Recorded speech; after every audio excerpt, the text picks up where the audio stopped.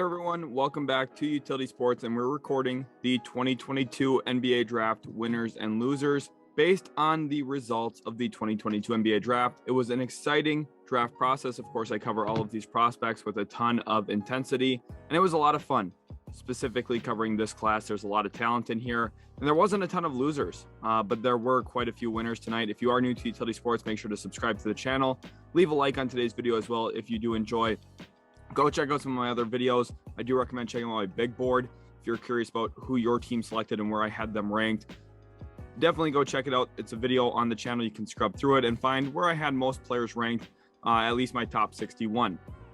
Now for the video preview, we're going to talk about winners and losers. And if you're someone who believes in participation trophies and is going to get super upset, you're probably going to want to click off the video. If you see your team listed as a loser and it gets you really emotional, I'm sorry, this is my video, my content. I can record what I want to. And if you get upset about it, that's not on me.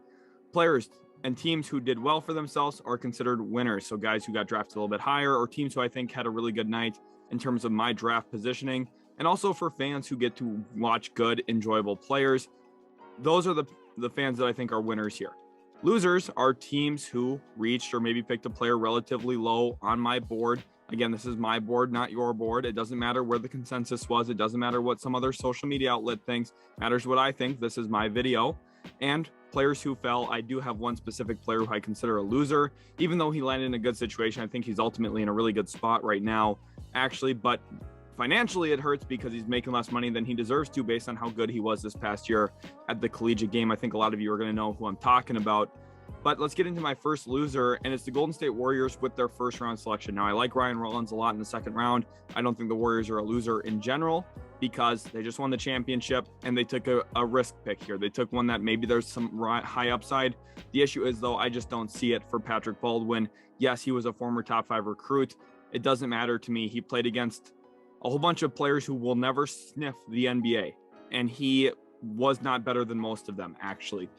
He shot 34% from the field, 26% from three, and was in the 42nd percentile on catch and shoot scenarios. Yes, he's 6'10". No, he doesn't really shoot the three ball that well. That's a misnomer. Yes, in his highlight reels and his mixtapes, it looks like he's a great shooter because when you string together a whole bunch of makes into one compilation, you could make anyone look like a really good shooter if you put all their best clips in there.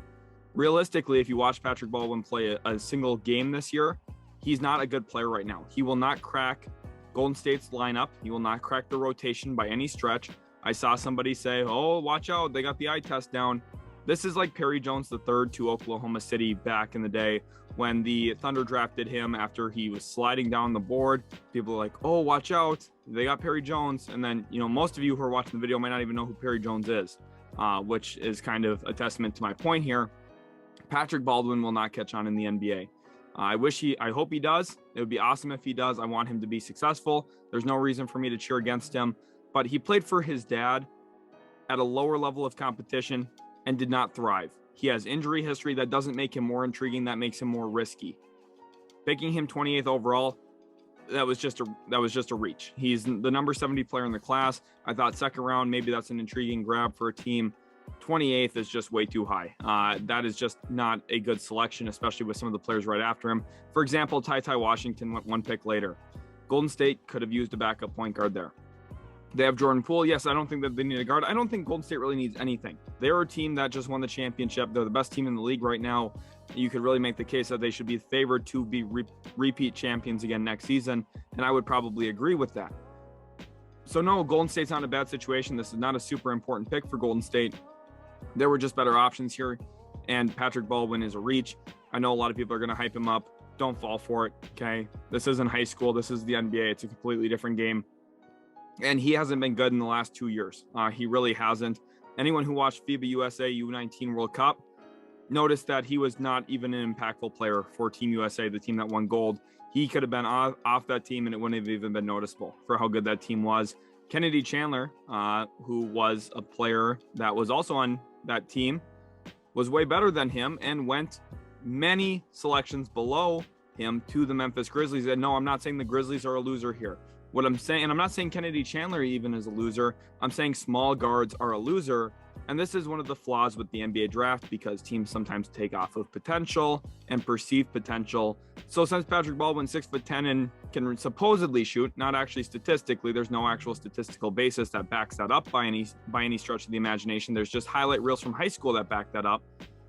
He goes way before a guy like Kennedy Chandler, who's just a flat out good player. Averaged 2 steals a game this past year for Tennessee, was the best player on Tennessee this past year in a really good SEC conference. He was impactful not only for the Volunteers, but also in the USA U19 World Cup when they went and won the gold medal. He was a starting guard on that team next to Jaden Ivey, next to Adam Miller. He was right there in the middle of everything, being super impactful. And the only reason he fell was because he's short. He's 6 feet tall. I told people he was going to fall before the draft. They didn't believe me. He fell. This is a steal for Memphis. He gets to stay now in Tennessee to play for the Grizzlies. This is a win for him long term. But right now it's a loss because, one, he's probably bummed he didn't go in the first round, because it would have been the one opportunity he had to be a first round draft pick. And he's also bummed because his rookie contract will be a lot cheaper now than it would have been. This is an example of what we saw with Jalen Brunson to the Mavericks 4 or 5 years ago, right? Now, I don't think Kennedy Chandler can score the ball like Brunson. I don't think they're even similar players, but it's another example of small guards falling in the draft simply because they're small. Kennedy Chandler, highly impactful. And another example of how the NBA draft is flawed in a lot of ways, specifically when you have a whole bunch of decision makers looking for upside. You know, I think Kennedy Chandler, sometimes we forget that good players are good players. One winner here, the Dallas Mavericks. They traded back into the second round, did not have a draft asset going into the draft. And if you include the fact that they traded for Christian Wood using pick 26, I'd include them even as further winners. But even outside of that, trading back into the second round and selecting Jaden Hardy, who I have as the 10th best player in this class. Now, he's a player who should get looked at as an upside selection. He was taken 10 spots after Patrick Baldwin. And the one thing that you have to really like about Jaden Hardy is he can get his shot off the bounce going to his right and his left. He's an intriguing passer. And I think, honestly, with some of the rumors about Jalen Brunson possibly dashing to New York for the Knicks, I think it's possible here that we see the Dallas Mavericks utilizing Jaden Hardy a little bit earlier than a lot of people are expecting. I know his efficiency numbers weren't good, but they were better than Patrick Baldwin, and Jaden Hardy was playing against professional players, not guys who are near D2 level. So there's a big difference here in the drop-off. Jaden Hardy, much better in terms of his actual skill set. If you watch these players play, he's just flat out better, more impactful, and does a lot more stuff with the ball in his hands. I really like this for Dallas. Gives them an intriguing development option and very little risk with this, only trading a couple second round picks. One of them is from 2028.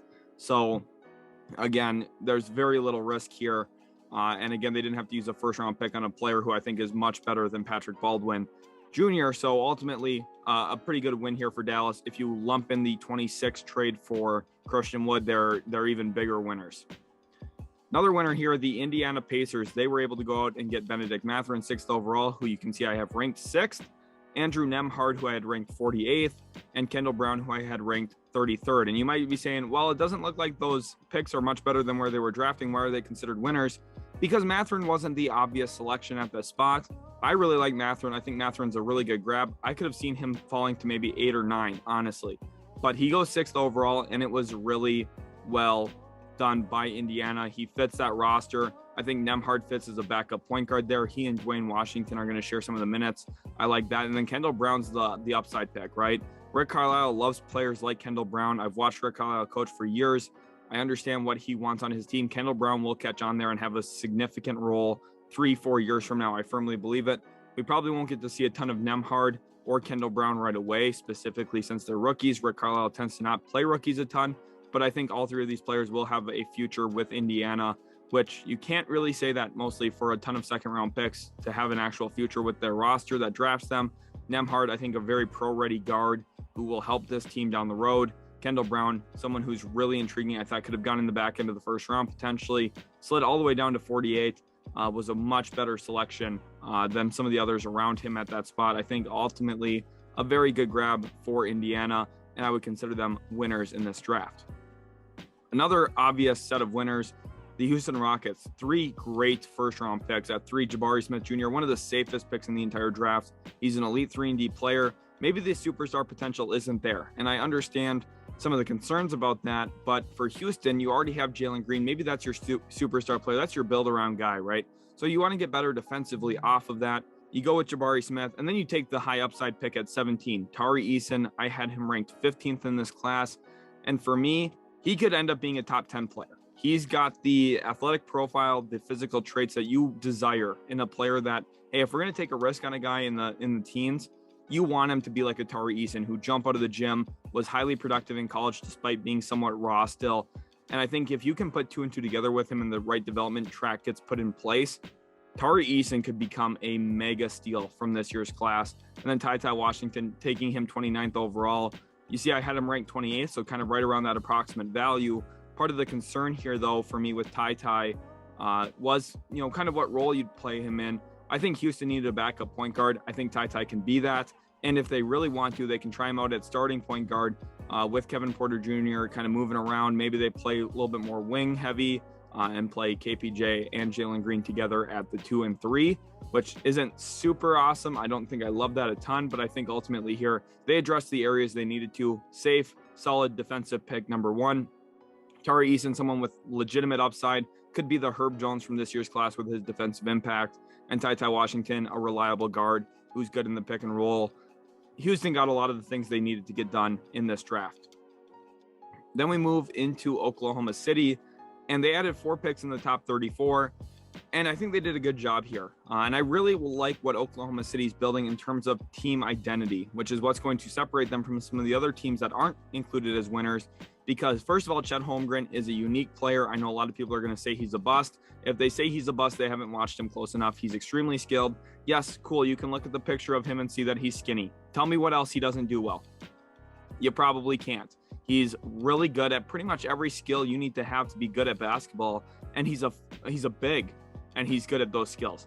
That's what makes him so unique and special. Shot 39% from 3 this past year for Gonzaga, and the eye test is there. He really checks out in space defensively, can recover well to the rim, and impact shots in that regard. Then we look at Ousmane Dieng, a player who out of New Zealand, there was a lot of question marks about him. Where would he go? What can he become? I have him ranked 14th. They took him at 11 after trading up with the New York Knicks, giving up 3 protected first-round picks to do it, which, by the way, that's the point of having this treasure trove of assets, is to go make moves to get guys you want. He's another playmaker type. Holmgren can play make, Dieng can play make, Jalen Williams can play make, and the other Jalen Williams, which will get really confusing, the fact that they have 2 Jalen Williams, both of them can play make and pass. This whole team is going to be surrounded with playmaking, passing. They're going to move the ball quickly, and they're going to become a very tough team to cover. They're trying to copy the Warriors system. That's what they're ultimately trying to do here. They're going to try and get a blend of guys who can score the basketball, but most importantly, move it and play off of each other. Oklahoma City's in a really great position right now long-term. Maybe they can come back next year, make a run at a guy like Victor Wembanyama or Scoot Henderson and really elevate their ceiling. But I really like what they did in this draft. Again, this is an example here where my ranks don't really indicate what the overall team system fit together is. And that's really the most important part when you're building a team. Oklahoma City did really well in this draft. And then my big winner. This is the number 1 winner of the draft. We got 2 of the top 5 players in the class in my eyes. Jaden Ivey, who I think is the number 1 player, absolutely shined this past year for playing for Purdue. Guards who take a jump from their freshman to sophomore season usually find success at the NBA level, especially when they're as athletic as Jaden Ivey. You can book him for success. He's going to average a ton of points, a ton of assists throughout his career, and he's going to be a build-around type player. And the thing is, they have him next to Cade Cunningham, which is the perfect blend. You have a player who plays at his own pace, is a little bit bigger, more cerebral of a player, and then Jaden Ivey, who plays with tenacity, animosity, gets to whatever spot he wants to on the floor, and is a blur. Think about being a defender, and one possession you're matched up with Cade Cunningham, and all of a sudden you're getting bumped, and he's going about 10 miles an hour, and you're like, what the heck, how am I supposed to guard this? This guy's huge and smart, knows how to position his body, and then the next possession you have to switch on to Jaden Ivey, and it feels like he's running 28 miles an hour because you just went off from Cade Cunningham to Ivey, and you're like, this is crazy. I don't know what to do with this.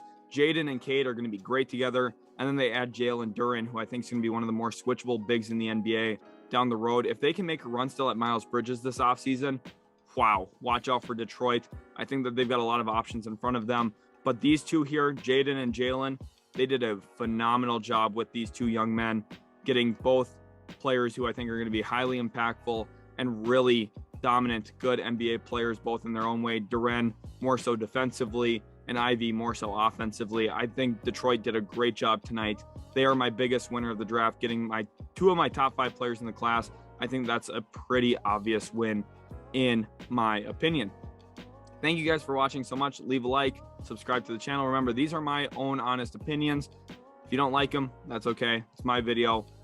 Hopefully you did enjoy though. If you did, make sure to leave a like, subscribe. Go check out some of our other videos on the channel. Again, I recommend checking out my big board. A lot of work went into that. You'll see how much time I spend going through the NBA draft class and really evaluating each and every player individually. Hopefully you did enjoy. If you did, again, leave that like and we'll catch you in the very next Utility Sports video.